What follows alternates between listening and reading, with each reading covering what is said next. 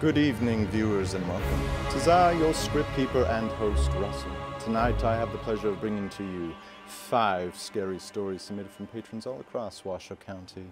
And these stories are only for the bravest of listeners, so if you're feeling courageous, why don't you pull up a seat and join me. From creepy classrooms to eerie other worlds, we have a little of everything to send shivers down your spine and make your skin crawl. Without further ado, I present to you Shivery 2, Chilling Tales of Horror. Now, our first story is a cautionary tale brought to us by David. It's certain to quench your thirst for something scary. And it's brought to us by the letter B, as in bottle.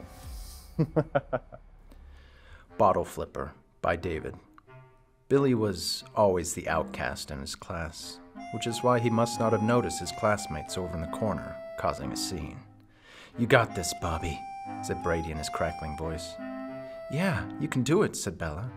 Billy, having a crush on Bella, suddenly came back from his daydream and looked over to the group huddling over a desk. Eerily enough, when Billy looked over, they were all looking at him. "Good job, Bobby. You can do it," said Brady again. "Why don't you come try, Billy?" His voice crackling again. Billy, usually being the outcast, was hesitant at first, but then Bella shouted, "Yeah, you'd be really good at this game, Billy." At that moment, Billy suddenly stood up and bumbled with his books before rushing over to see what they were playing. "It's called the bottle flip game," Brody barked. "All you have to do is flip the bottle, Billy." "Yeah, flip the bottle, Billy," Bella bellowed. This being his moment to impress Bella, he grabbed the bottle from Bobby. In his head, he counted down 3, 2, 1, and tossed the bottle. He did it!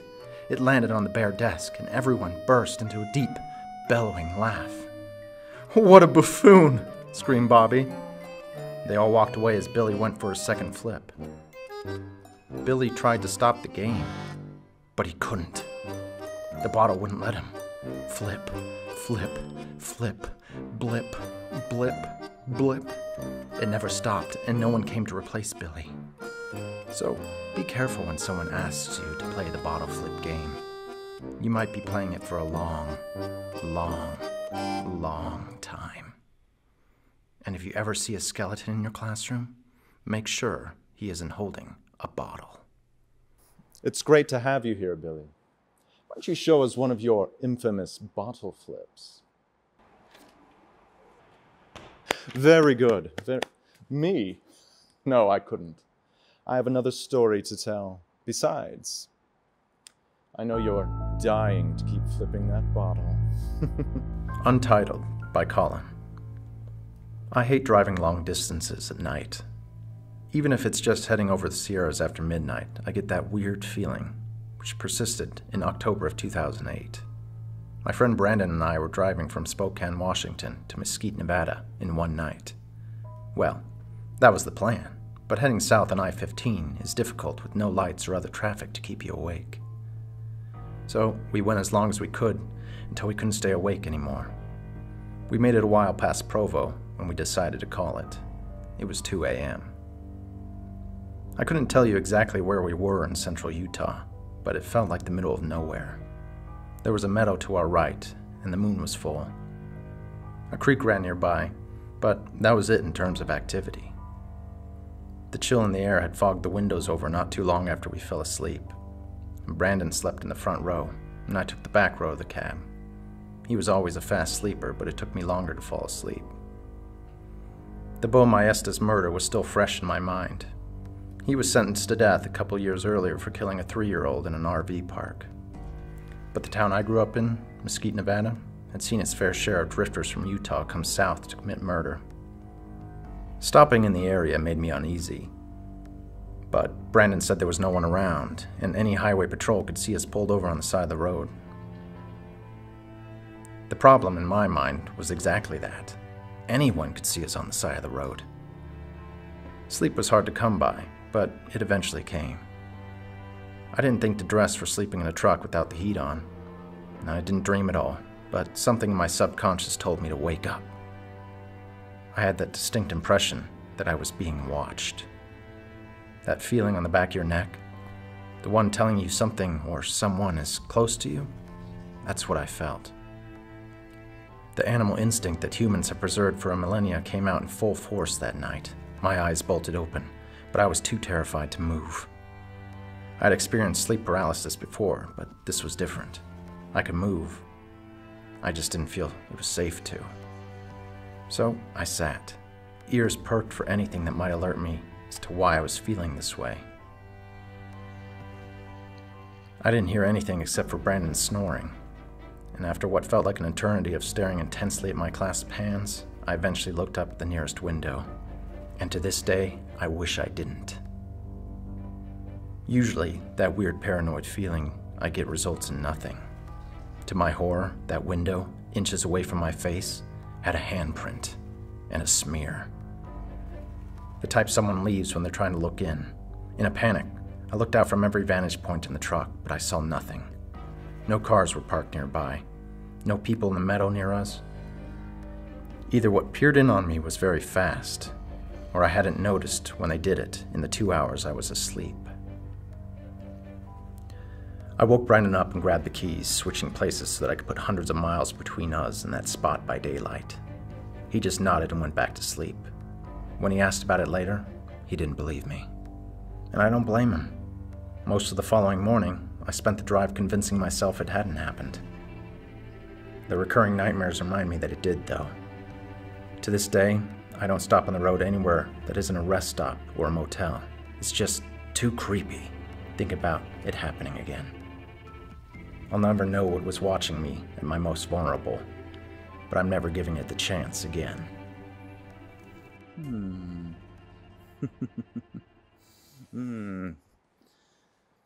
Does this look familiar, Colin?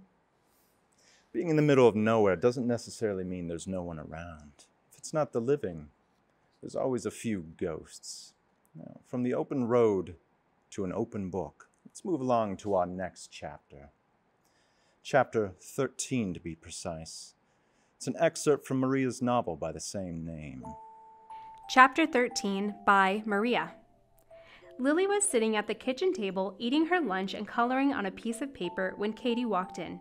Immediately, she dropped her crayon and shouted, "Look, Mommy, Grandpa made me a grilled cheese sandwich, and Merriweather is helping me eat it." Katie's old rag doll was hunched over in the chair next to Lily. "How did you know my doll's name?" "Grandpa told me. He said Grandma thought of it because her dress had a picture of a sun with a smiley face on it." Katie leaned over to give her daughter a hug. "What are you drawing there?" "It's a picture of me in bed holding Fluffy." "You mean my stuffed cat?" "Yeah." Lily re-examined her drawing. "Oops, I forgot something." She took a dark crayon and drew a large square around the smaller square that was meant to be the bed. "Now it's picture perfect," she said with a big grin on her face. Katie gave her daughter a strange look. Katie's mom used to say that all the time. Maybe her dad said something to Lily. "Well, that's a very nice picture. Now finish your sandwich and go gather up your things while I help Grandpa clean up." Lily collected her picture and crayons, grabbed Merriweather, and ran into the bedroom. After Katie was finished with the dishes, she went to see how Lily was progressing. When she walked into her old bedroom, she found her daughter sitting on the floor having an animated conversation with Merriweather. "Lily, you haven't packed anything." "Yes, I did," she answered defiantly, pointing to her pink Cinderella suitcase on the floor. Katie peered into the open bag to see a shirt, pajama bottoms, a sock, her toothbrush, and the picture she had drawn. "Here, I'll help you." While she was folding her daughter's clothes and placing them neatly in the suitcase, Lily climbed up on the bed and started jumping up and down. "I like spending time with Grandpa and sleeping in your old bed with all your dolls and stuffed animals." "I'm glad, baby. Grandpa loves you very much." Lily stopped jumping for a moment to pick up her mom's old stuffed cat. "Can I take Fluffy home with me?" she asked, stroking his disheveled white fur. "Are you sure you don't want one of the other animals? He's pretty worn. He looks more scruffy than Fluffy." Lily started laughing and began jumping again with Fluffy under her arm. "You know, Fluffy was my favorite stuffed animal when I was little. I named him after my real one, the one that's in kitty heaven now." "Is that where Grandma lives?" Katie smiled. "Yes, that's where Grandma lives." Then she resumed packing and looked at the doll with the smiley face dress on the floor. You can bring Merriweather too, if you like. No, she has to stay here and keep Grandma company when she comes to visit. What? Asked Katie, giving her daughter a curious look. I saw Grandma when I went to sleep last night, and she talked to me. Katie stopped folding the pants that were in her hands and froze. I'm sure it was just a dream. No, Mommy, she was standing right there, said Lily, pointing at the foot of the bed. She said I was picture perfect. Katie could feel the hair on her arms standing on end. She tossed the rest of her daughter's things into the suitcase. We have to go. When they returned to the kitchen to say goodbye to her father, Katie asked, By the way, Dad, do you still have Mom's old camera? You know, the Canon 35mm? Yes, of course I do. Do you want it? I don't know. Maybe.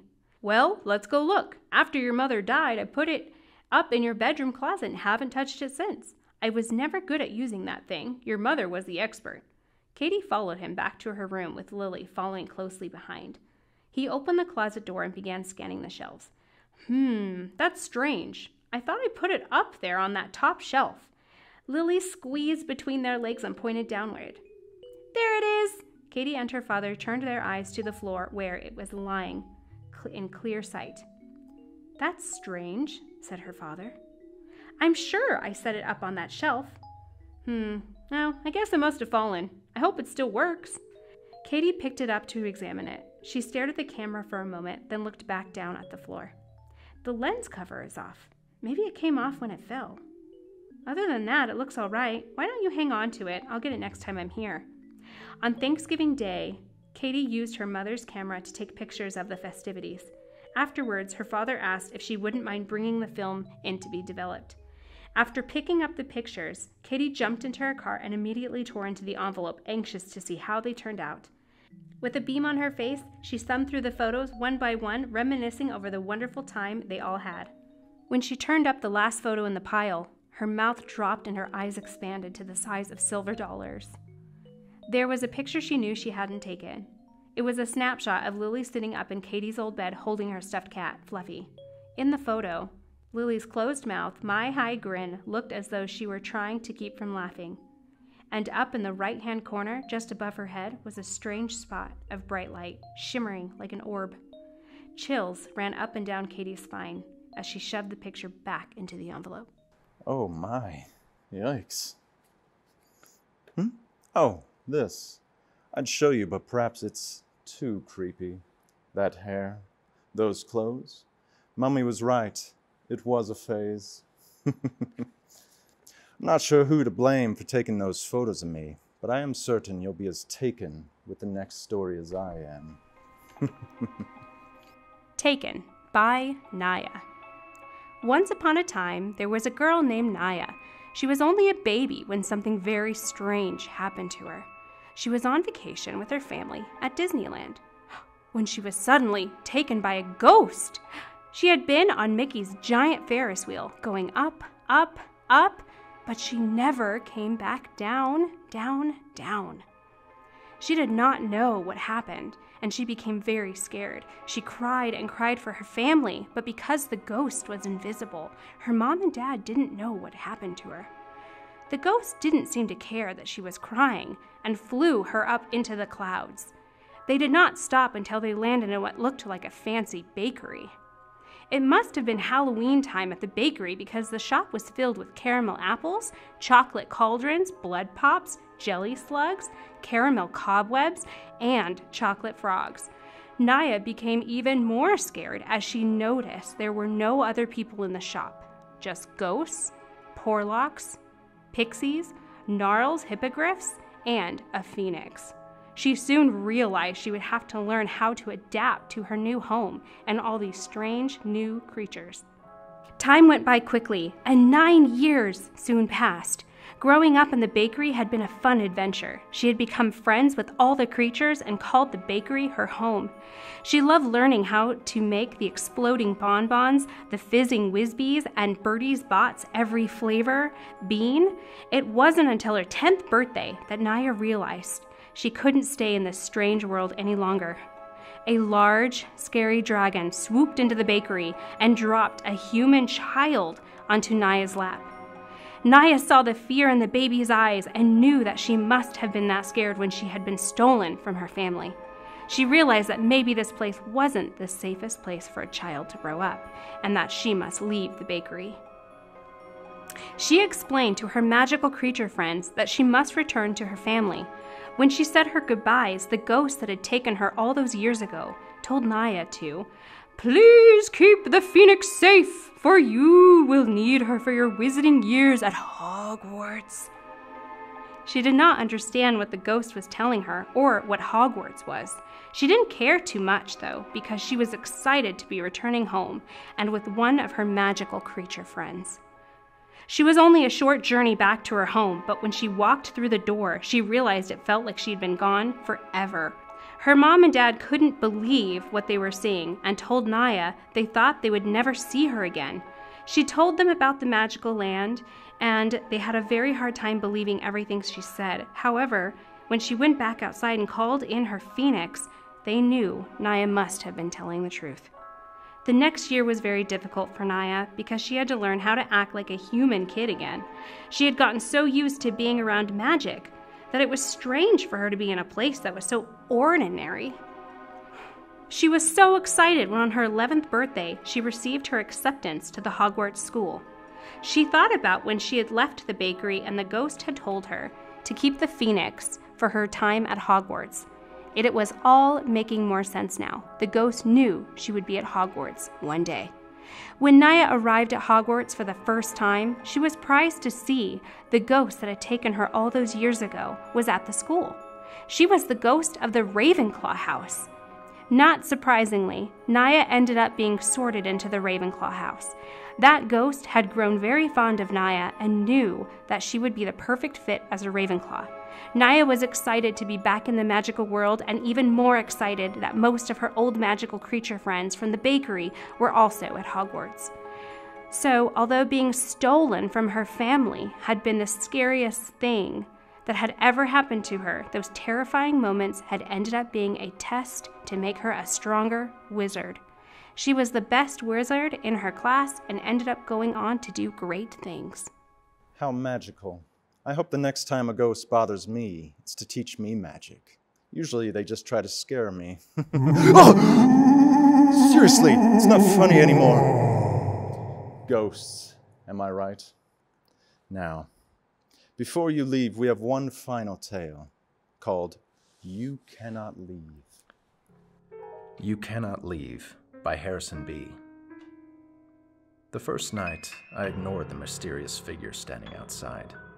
They appeared suddenly in the distance, hidden among the endless trees. They did not move, not even an inch. It was hard to tell if it even was a person, with only the dim light of the moon to guide my eyes. Perhaps they were a lost hiker. Perhaps it was an illusion. The next morning, I went outside, scared about what I would find. I walked into the forest. Colorful leaves under my feet crunched with every step. This silence in the forest could drive some people mad, but I grew fond of it over time. A lonely crow was perched atop a large tree, staring at something in the distance. The crow's screech echoed and filled the silence. It showed no fear, so I would do the same. The second night, the figure returned. It appeared closer this time. From the living room, I could see their trembling hands and a face covered in shadow. I stepped outside in the freezing autumn air. Each of my breaths created a trail of steam. Before I could say anything, the figure was swallowed back up into the darkness of the woods. Perhaps it was my imagination. Perhaps I'd been in this cabin too long. I didn't sleep that night. I lay on the dusty old bed with my eyes wide open. The dim lights of the moon my only comfort. I could see the lonely crow outside my window, staring at me with eyes of pity. The next morning I decided I would leave. I would leave this terrible place. I'd been there for so long I forgot why I came. The cabin creaked with my every step. If I stood still, I could hear the whispers in the wall. Please don't leave. A young woman's voice echoed around me. It won't be like this forever. Tears clouded my vision. This couldn't be real. Why was I here? My feet would not let me leave. They were glued to the floor. The woman's voice grew louder. Don't leave me alone. Things will get better. And the walls began to shake. Bang! Crash! Sounds of plates falling from the kitchen. Right there on the floor, I curled into a ball. My mind had turned into a hurricane. You cannot leave. You cannot leave. You cannot leave. The woman was closer. Her voice was right over me. The cabin felt unstable, like it would collapse onto me at any second. My eyes remained shut. You cannot leave. When my eyes opened, it was the third night. Silence, finally. As I stood, my body automatically moved outside into the darkness. The trees seemed taller. They towered over me, watching me. The figure was not there. Relief flowed through me. Finally, I could leave. A blood-curdling scream behind me jolted every bone in my body. I turned to see the crow. Out of its beak came a young woman's scream. You cannot leave. You cannot leave. The cabin started to crack and shake. The young woman's screams grew louder. You cannot leave. All I could do was run. I didn't know where. I just knew away from this place. You cannot leave. My bare feet crunched the dead leaves below me. The trees grew bigger, darker around me. You cannot leave. Not even the light of the moon was visible. You cannot leave. I was lost, alone, afraid. You cannot leave. I tripped on a fallen branch and my body collapsed to the forest floor. I can't leave. I can't leave. That's all I could think. I can't leave. I can't leave. A trembling hand appeared above me. It gently rubbed the back of my head, comforting me. I hesitated. The figure stepped back while I rose to my feet. It stood there and said nothing. They pointed back behind me, back towards the cabin. Perhaps I was going crazy. Perhaps something changed within me. But I was no longer afraid. I felt relief. My body felt lighter somehow. The cabin, this forest, this place, was calling to me. I knew that even in the unknown, I belonged here, and all would be okay. The figure once again was engulfed by darkness. I walked back to the cabin. A lonely crow illuminated by the moonlight watched me. This is my home. This concludes our night of scary stories. I want to thank you all for listening, and I want to extend a very special thank you to all those who shared their work with us. Your stories are sure to haunt us for a long, long time. Now, I should get out of here before that creepy voice returns to tell me I can't leave. No, please, just go already. Okay. Happy Halloween, and good night.